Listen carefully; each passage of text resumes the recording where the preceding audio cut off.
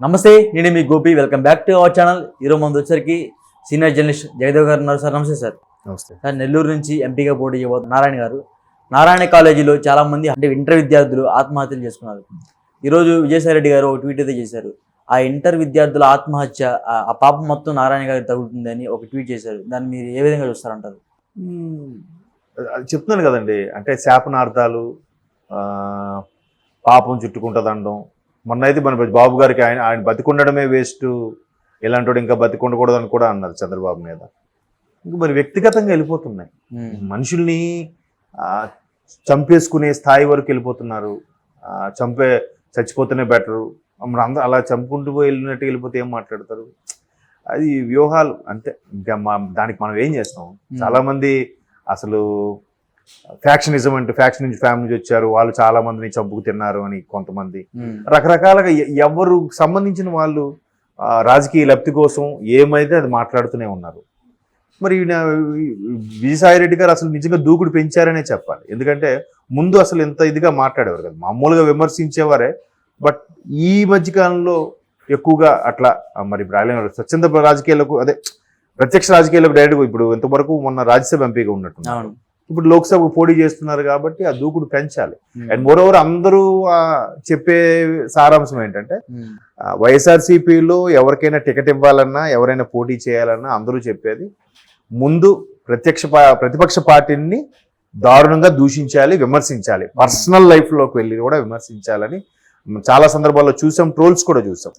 ఒకనొక సభలో ఇలాగే రోజా గారు మాట్లాడుతుంటే పక్క నుంచి ఒక వ్యక్తి బాబు గారి గురించి మాట్లాడండి అని చెప్తున్నట్టుగా అది వచ్చింది. అది మైక్ లో కూడా క్యాచ్ అయిపోయింది. అది ఒకసారి యూట్యూబ్ లో కూడా చాలా సందర్భాల్లో ట్రోల్ అయ్యింది. సో అప్పటి నుంచి ఈ రకమైన ముద్ర పడింది అనమాట. వైసీపీ నుంచి పోటీ చేయాలి, వైసీపీలోంచి మాట్లాడాలి అని అంటే ఖచ్చితంగా ఆ వ్యక్తి దాన్ని ఏమంటారు, బాబు గారిని, అలాగే లోకేష్ గారిని, పవన్ కళ్యాణ్ గారిని విమర్శించాలి, ఖచ్చితంగా తిట్టాలి, పర్సనల్ లైఫ్ గురించి అనేది మాట్లాడాలి. ఎంత బాగా ఎక్కువ మాట్లాడితే అంత ఎక్కువగా హైప్ క్రియేట్ అవుతుంది, అంతగా అన్నగారి దృష్టిలో, జగన్ అన్న గారి దృష్టిలో పడతారు అనేది ఆ వైసీపీ ఒక సిద్ధాంతం అన్నట్టుగా కూడా చాలా మంది విశ్లేషకులు చెప్పడం చూసాం. పైగా ఎన్నికల వ్యూహం ఇంకెన్ని రోజులు మాట్లాడతారు? మహా అయితే 13 అంటే 11 సాయంత్రం వరకు మాట్లాడతారేమో. ఈలోగా అన్ని మాట్లాడుకోవాలి కదా, ఏది సామవేద దండోపాయాలు ఏ ఉన్నా అవన్నీ ఉపయోగించేసుకోవాలి, గెలిచేయాలి. మీ నారాయణ గారు ఎలాగో నెల్లూరు నారాయణ గారు అని అంటాం. అసలు ముందు కాలేజ్ కూడా నెల్లూరు నారాయణ కాలేజ్ అని అనేవారు. నారాయణ గారు మొదట ఒక గ్రౌండ్ లెవెల్ నుంచి ఒక హోమ్ ట్యూషన్స్ చెప్పుకునే స్థాయి నుంచి ఈ రోజు ఒక కార్పొరేట్ కాలేజ్ స్థాయి వరకు ఎదిగారు అంటే కష్టం లేకుండా ఉండదు కదా. కాకపోతే ఆయన చాలా ఒకేసారి ఆయన కాలేజీ నిన్న మొన్న పెట్టింది కాదు. ఇప్పుడు మేము చదువుకున్నప్పటి నుంచి కూడా నెల్లూరు నారాయణ కాలేజీలు అంటే అంత ఫేమస్ ఉండేది. అంటే ఆల్మోస్ట్ ఆల్ 30 years బ్యాక్ నుంచి కూడా, అంతకుముందే ఇంకా ఎస్టాబ్లిష్ అయిపోయాయి. ఇన్నేళ్ళుగా వచ్చి మొన్న అంటే ఒక 10 ఏళ్ళ కిందటి నుంచి కదా ఆయన ప్రత్యక్ష రాజకీయాల్లోకి రావడం జరిగింది నారాయణ గారు. సో మరి అలాంటప్పుడు మరి ఈయన కూడా విజయసాయి రెడ్డి గారు కూడా ఒక ఆడిటర్గా ఉన్న వ్యక్తి మొన్నటి నుంచి కదా, జగన్మోహన్ రెడ్డి గారు పార్టీ పెట్టినప్పటి నుంచి కొంచెం ప్రత్యక్ష రాజకీయాల్లో మాట్లాడటము, ఉండడము గట్రా జరిగింది. రాజకీయ లబ్ధి కోసం ఏవైనా మాట్లాడతారు ప్రత్యర్థులు. పైగా ప్రధాన ప్రత్యర్థిగా భావించేది వీళ్ళే. కూటమి రెండే కదా, రెండు కూటమికి వైసీపీకే కదా ప్రధాన యుద్ధం అంతా కూడా. సో అక్కడ ఎవరు ప్రత్యర్థి ఉన్నారు వాళ్ళ మీద విమర్శించాలి. ఇంకాస్త టైం ఉంటే వాళ్ళ నాయకుడిని, ఇంకాస్త టైం ఉంటే కూటమిలో ఇటువైపు నాయకుడిని, ఇంకాస్త టైం ఉంటే ఇంకాస్త టైం ఉన్నా కూడా బీజేపీలో విమర్శించడానికి లేదు. ఎందుకంటే మీరు అబ్జర్వ్ చేస్తే ఎంతసేపు బాబు గారిని, టీడీపీని, జనసేన వరకే కానీ కూటమిలో ఇంకో పార్టీ ఉంది అది సపోర్ట్ చేస్తుందనే విషయం కూడా వీళ్ళకి గుర్తులేదో, లేదంటే కామెంట్ చేయడానికి భయపడుతున్నారో తెలియదు. భయమైంది సార్. మరి ఏమనట్లేదు కదా. ఇప్పుడు జగన్మోహన్ రెడ్డి గారి సభల్లో కూడా ఏమంటున్నారు, చంద్రబాబు సింగులరే వాడుతున్నారు, పవన్ కళ్యాణ్ సింగులరే వాడుతున్నారు. మరి మోదీ గారు అని ఎందుకు అక్కడ? మోదీని కూడా సింగులరే వాడచ్చు కదా. మోదీ గారి కన్నా వయసులో పెద్దవాడు కదా చంద్రబాబు. మరి ఆయన్ని నువ్వు అంటున్నప్పుడు మోదీని కూడా నువ్వు అనొచ్చు కదా. మరి ఆయన ఎందుకు గౌరవిస్తున్నారు? కాబట్టి ఎన్నికల వ్యూహాలను భాగం, దానికోసం ఏదైనా చేస్తారు, ఎన్ని వ్యూహాలైనా ఎన్ని కుయుక్తులైనా పన్నుతారు, కామన్ అది. దానికి అంటే ఇంకోటి ఏంటంటే ఆయన అలా విమర్శించడానికి కారణం కూడా లేకపోలేదు. నారాయణ కానీ చైతన్య కానీ పెద్ద పెద్ద కాలేజెస్లో కొన్ని చోట్ల ఏవో పిల్లలు హోమ్ సిక్ అవ్వడం వల్ల లేదంటే ఆ పరీక్షల్లో ఎగ్జామ్లో తప్పామని వాళ్ళు కొంతమంది సూసైడ్ చేసుకున్న ఘటనలు కొన్ని జరిగాయి గతంలో. అంటే ఒక్కొక్క కేంద్రంలో ఒక్కొక్క విజయవాడలోని కానీ వేరే దగ్గర కానీ ఇప్పుడు ఇవాళ రేపు జనరేషన్ కూడా ఎంత సెన్సిటివ్గా ఉన్నారంటే తల్లిదండ్రి తిట్టారని ఫీల్ అయిపోవడం, లేదంటే ఏదైనా ఎగ్జామ్ ఇది అయిందని ఫీల్ అయిపోవడం, ఇట్లా రకరకాలుగా సెన్సిటివ్గా జరుగుతున్నాయి. మేబీ నిజంగా వాళ్ళు అంతవరకు దారి తీస్తున్నాయో లేదంటే వాళ్ళకు ఒక మానసిక స్థైర్యం కోల్పోయేలా చేస్తున్నారో తెలియదు. కానీ అట్లా కాలేజీలో జరిగినప్పుడు ఖచ్చితంగా పలానా కాలేజీలో జరిగిందనే వేస్తారు పేపర్లో కానీ న్యూస్లో కానీ. సో ఆ ఇంపాక్ట్ ని ఈయన ఈరోజు స్టేట్మెంట్ గా తీసుకొని నారాయణ గారి గురించి మాట్లాడారని.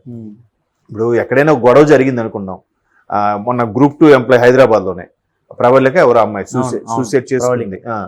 అది నిజమే, అంటే ఎన్నో ఆశలు కళ్ళ కానీ గ్రూప్ 2 పడుతుంది అనుకుంది, మొత్తానికి ఇవ్వలేదు, అది అవకతవకలకు గురైంది.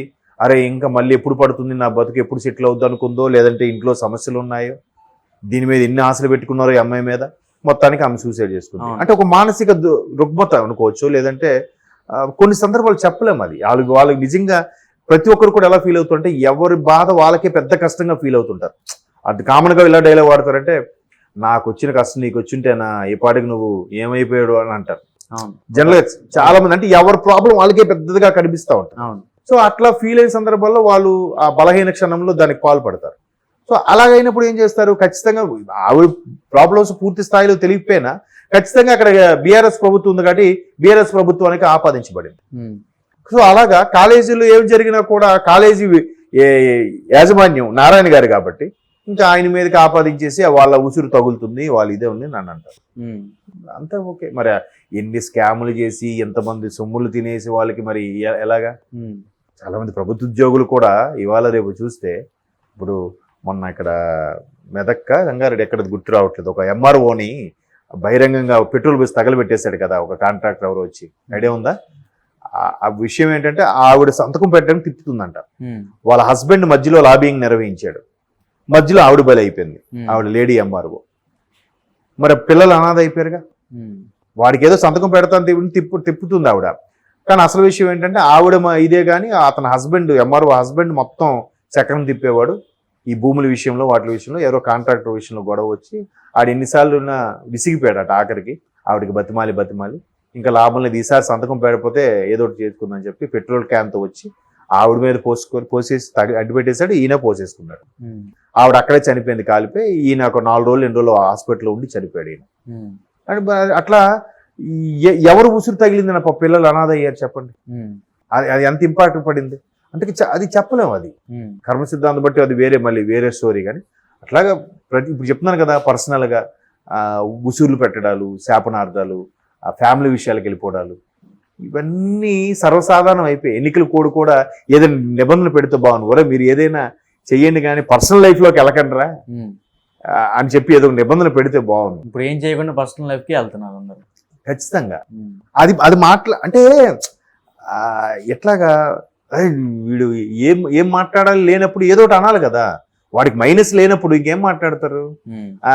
ఒక పర్సన్ ఉన్నాడు, నాకు తెలిసి మిత్రుడు ఉన్నాడు, వాడు నిజంగా ఏ మైనస్ లేదు, వాడికి ఉన్న ఒకే బ్యాడ్ హ్యాబిట్ ఏంటంటే రోజు తాగుతాడు. ఇవి దానివల్ల నిజంగా ఎంత మంచిగా ఎన్ని పనులు చేసినా అయిపోయిందా? అది కాదు కదా. తాగినంతసేపు అలా ఉంటాడు, మిగతా టైంలో బాగానే ఉంటాడు. కానీ దాన్ని ఎలా చెప్తున్నారు, పర్సనల్గా వెళ్ళిపోయి ఇలా మాట్లాడుతున్నారు. ఆడు ఇంకోటి ఉంటాడు, మాస్టర్ మంచోడే కానీ ఇంటి రోజు పిల్లలను టార్చర్ కొడుతూ ఉంటాడంట పిల్లలకి, అక్కడ అది బ్యాడ్ అయిపోయింది కదా. అట్లాగా ఈ పర్సనల్ లైఫ్కి వెళ్ళిపోయి మాట్లాడడం సర్వసాధారణంగా అందరూ మాట్లాడు. ప్రతి ఒక్కడు కూడా తన విషయంలో ద్రాక్షరసం పక్కోడి విషయంలో పాదరసం అనేది సినిమా డైలాగ్ ఉంది. ఎవరికైనా పాదరసం లాగా చాలా ఇంట్రెస్ట్ పక్కోడి విషయం అని సార్. జనాలు కూడా ఆసక్తిగా వింటారు, ఇది ఏం కామెంట్ చేశాడా. ఇవాళ రేపు నెటిజన్స్ కూడా ఎంత ఆనందం అంటే కాంట్రవర్సీ ఎవడో మాట్లాడితే ఆనందం, భయం మాట్లాడారా అన్నట్టుగా ఇంట్రెస్ట్ గా చూస్తారు. దానికి వ్యూస్ కూడా రేటింగ్స్ కూడా ఎక్కువ వస్తాయి. సో నడవనండి చూద్దాం. Okay sir, thank you sir.